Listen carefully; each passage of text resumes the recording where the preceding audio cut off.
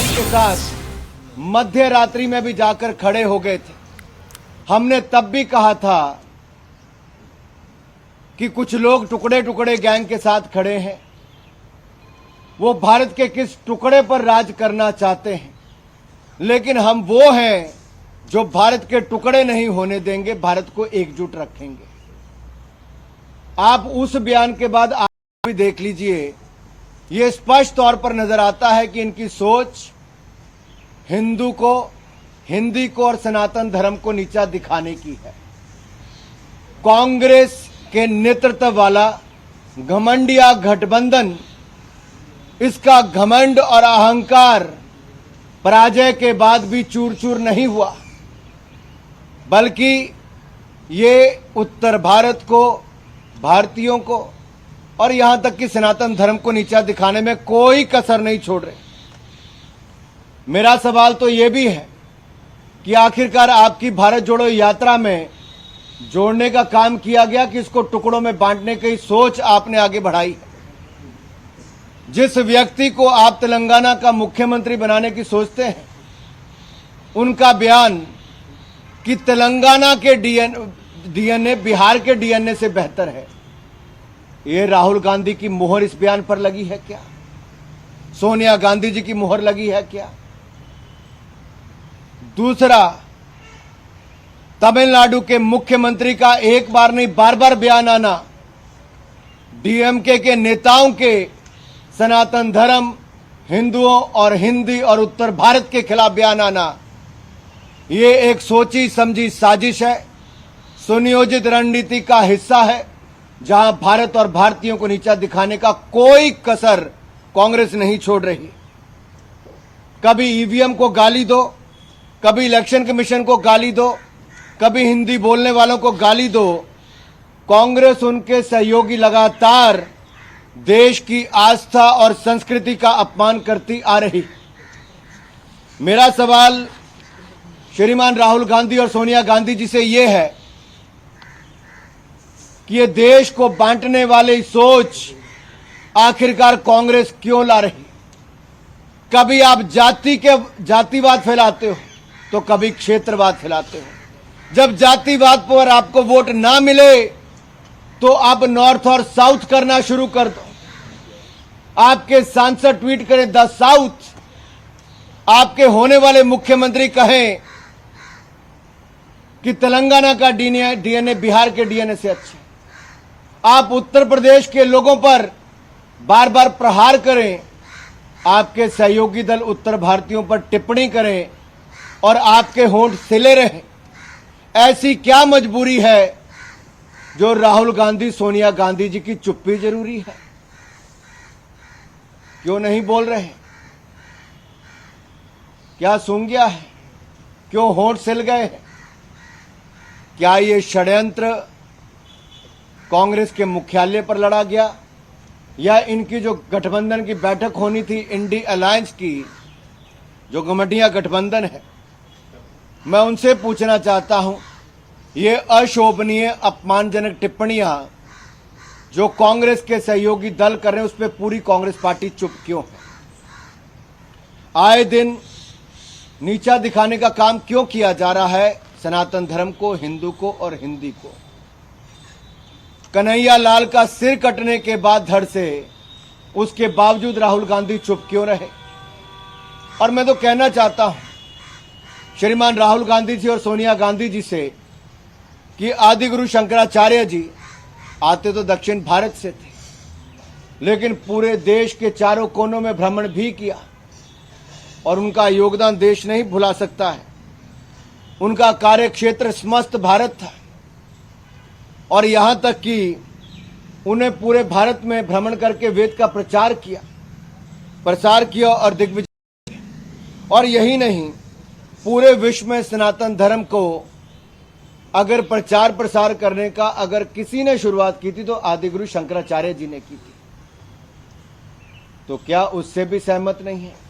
दूसरा, महात्मा गांधी जी, गौ सेवा तो उन्होंने भी की थी, तो क्या गांधी जी के विचारों को भी मिटाने का काम कर दिया?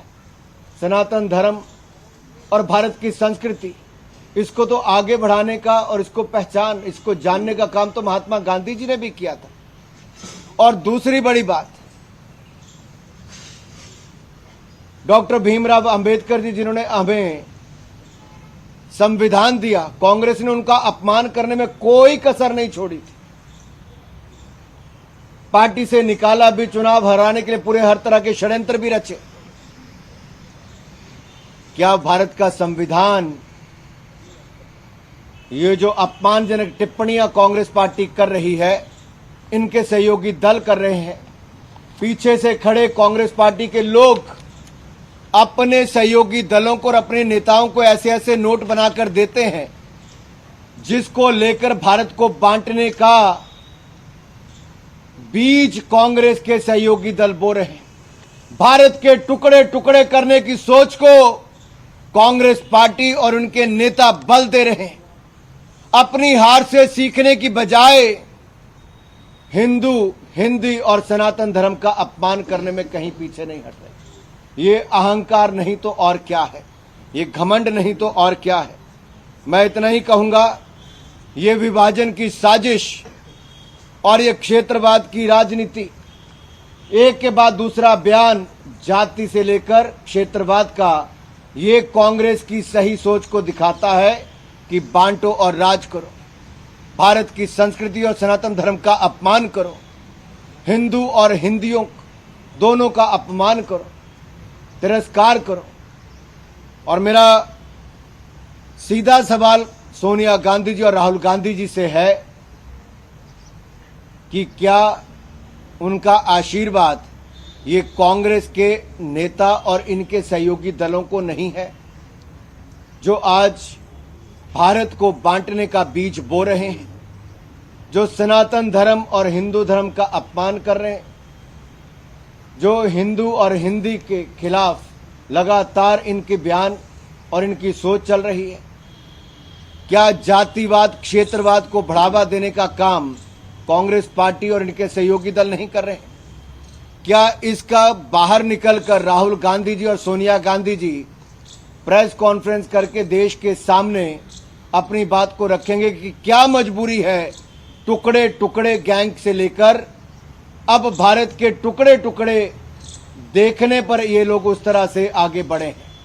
मेरा सवाल बहुत गंभीर भी है और मैं चाहता हूं राहुल जी और सोनिया जी इस पर अपना जवाब दें और देश को बताएं कि ऐसी क्या मजबूरी है कि देश को बांटना जरूरी है, ऐसी क्या मजबूरी है कि सनातन धर्म का अपमान करना जरूरी है, ऐसी क्या मजबूरी है कि संविधान की धज्जियां उड़ानी जरूरी है, ऐसी क्या मजबूरी है कि ईवीएम पर ठीकरा फोड़ना जरूरी है, ऐसी क्या मजबूरी है राहुल गांधी जी कि दक्षिण में अगर कहीं पर मान लीजिए केरल को जीते हो तो क्या ये क्या कहते वहां पर, क्या शरिया कानून लागू है? अगर ऐसा कोई कहता तो उनका क्या बयान होता? ये सवाल बार बार सामने आते हैं और मैं यही कहूंगा, हम तो सबका साथ सबका विकास लेकर चले और सबको साथ लेकर चले। दूसरी ओर कांग्रेस जातिवाद और क्षेत्रवाद इसी मुद्दे को लेकर चली है और इस पर उनको जवाब देना ही होगा। ये भारत की संस्कृति और भारत के सनातन धर्म और हिंदी और हिंदुओं के प्रति घृणा कांग्रेस की स्पष्ट होती दिख रही है। बाद में अलग से कर दो सर। जहां पर कांग्रेस की हार हुई है तीनों राज्यों में, वहां पर कांग्रेस ने फिर से वही आरोप लगा जो आप कह रहे हैं, ईवीएम पर टुकड़ा फोड़ा, और वो कह रहे हैं कि ये काम पहले बीजेपी ने भी किया। मैं स्पष्ट तौर पर कहूंगा, संवैधानिक संस्थाओं पे कांग्रेस का विश्वास ही नहीं और हार मानने के बाद ये कभी हार किस कारण से हुई कभी नहीं जानने का प्रयास करेंगे। ये उसका ठीकरा सदा फोड़ेंगे ईवीएम पर, सनातन धर्म पर, हिंदुओं पर और जातिवाद और क्षेत्रवाद को उसके बाद बढ़ावा देने का कार्य करेंगे। सर मतलब राहुल गांधी जब हमारे के बाद अमेठी से अब कुत्ता भाव पूरी तरह की और तभी एक तरह से डिवाइड देखिए, वायनाड का आपको राहुल गांधी जी का बयान निकालना चाहिए कि उन्होंने क्या कहा था। उत्तर भारतीयों पर टिप्पणी करना ये दिखाता है कांग्रेस के लोग एक बार नहीं अनेक बार, इसकी शुरुआत राहुल गांधी जी ने की। उसके बाद एक के बाद दूसरे कांग्रेस नेता ने कहा, फिर कांग्रेस के समर्थक डीएमके ने कहा, फिर कांग्रेस के अन्य समर्थक दलों ने कहा, इंडी गठबंधन के लोगों ने, जिनको घमंडिया गठबंधन कहा गया है, उनका घमंड सिर चढ़कर बोल रहा है। और मैं तो ये कहूंगा, ऐसी क्या मजबूरी है कि कांग्रेस का डीएमके के साथ रहना जरूरी है? अगर डीएमके ने एक बार नहीं बार बार ये बयान दिए हैं, तो क्या मजबूरी है राहुल गांधी, सोनिया गांधी जी की और कांग्रेस की कि इनके साथ रहना जरूरी है? देश को स्पष्ट करें। आखिरकार ये सीधे तौर पर स्पष्ट होता है कि ये इन दोनों ने मिस्टर राहुल जी और सोनिया जी ने सीधे तौर पर आशीर्वाद दिया है अपने गठबंधन के नेताओं को, देश को तोड़ने का जो बीज बोना है उसके लिए। गठबंधन की बात करें, काफी अटैक देखने को मिले जब एक साथ में आए कई मीटिंग हुई, प्रेस कॉन्फ्रेंस हुई। आप इलेक्शन के रिजल्ट के बाद से अटैकिंग मोड में है, एक दूसरे को अटैक कर रहे हैं। आज बैठक होने वाली थी जो कि कैंसिल हो गई है। कई बड़े नेता जैसे नीतीश है, उन्होंने भी आने को समझा। देखिए, घमंडिया गठबंधन के बारे में हमने पहले ही कहा था, ना नेता है ना नीति है और नीयत में भी खोट है। ये तो सब अलग अलग विचारधाराओं के लोग हैं, कोई एक दूसरे की सुनने के लिए राजी नहीं होता। और इस चुनाव ने दिखा दिया है कि ये कुछ भ्रष्टाचारी लोग एक प्लेटफॉर्म पर इकट्ठे हुए हैं, अपने आप को इकट्ठा दिखाने के लिए। ना इनकी सोच एक साथ है, ये तो केवल जो जांच एजेंसियां हैं उनसे बचने के लिए एक मंच पर आए हैं, और ये भारत में क्षेत्रवाद और जातिवाद का बीज बोने के लिए आए हैं, भारत के टुकड़े टुकड़े की सोच को आगे बढ़ाने के लिए आए हैं। और श्रीमान राहुल गांधी जी और सोनिया गांधी जी ने अपना नेतृत्व देने का काम इस सोच को किया है, चाहे वो जेएनयू में जाकर हो या इंडी गठबंधन के इस सोच को, जो देश को टुकड़े टुकड़े करने की रखती है, अपमानित करने की रखती है, सनातन धर्म को नीचा दिखाने की करती है और गौ माता का अपमान करने की करती है। गोठान घोटाले से लेकर यहाँ के अपमान तक, गौ सेवा या गौमूत्र तक, ये साफ तौर पर दिखाता है कांग्रेस की सोच को। अनुराग जी, प्रणब मुखर्जी की बेटी है शर्मिष्ठा मुखर्जी, उन्होंने किताब लिखी है जिसमें उन्होंने जिक्र किया है कि प्रणब मुखर्जी की क्या राय थी राहुल गांधी के बारे में। उन्होंने उसमें लिखा है कि वो राहुल गांधी को इमेच्योर पॉलिटिशियन, और साथ ही साथ उन्होंने ये भी लिखा है कि 2014 में इसकी हार हुई है राहुल गांधी की वजह से भी, और जिस तरह से ऑर्डिनेंस उन्होंने जो फाड़ा था उससे जो है वो कांग्रेस पार्टी की और सरकार की बहुत फजीयत हुई थी उस समय। देखिए, मैंने ना वो टिप्पणी सुनी है ना मैंने किताब पढ़ी है, इसलिए उस पर कुछ भी कहना मेरे लिए उचित नहीं होगा। लेकिन देश तो जान गया है, आप उनको ना समझ कहें या समझदार होकर भी देश के टुकड़े करने की सोच रखने वाले कहें, या सनातन धर्म हिंदुओं को अपमान करने वाला एक ऐसा नेता,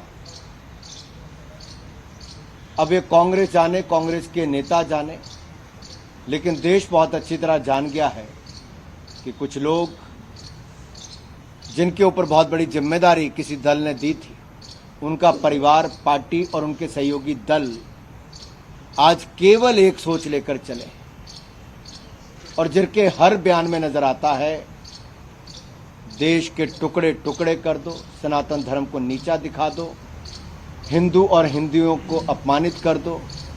इसके अलावा उनके मन में कुछ नहीं चल रहा।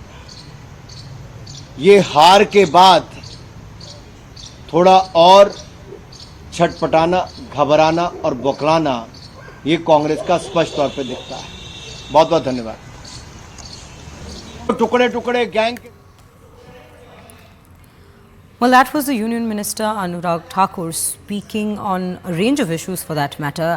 But the major point that he was making in his address, in his press conference today, is the fact that he's questioned the Congress, especially Rahul Gandhi and Sonia Gandhi, as to why they're not coming out clear about their stance in this entire Gomutra row that has started yesterday. Post DMK MP came up with that comment in the House, and which has not gone down well even within the INDIA bloc, as well as the government has come, the BJP has come up with their opposition, like their particular points to counter it as to how it is not an acceptable comment to be made. doing. And he has made a couple of points with regards to how the Congress has become rather a party that only focuses on caste and regionalism, and they do not want to focus on other issues that are in hand. And for that matter, Anurag Thakur has even posed this question, that why does the Congress still want to side with a party, basically implicating that DMK, when they have been making such comments with regards to Sanatan Dharm, and now making comments with regards to the Hindi heartland states being called Gaumutra states, and a couple of other things that he has added. In fact, he's also spoken about the new row that's been stoked off with regards to Pranab Mukherjee's daughter's book that's come up, but he said that he's not read it yet.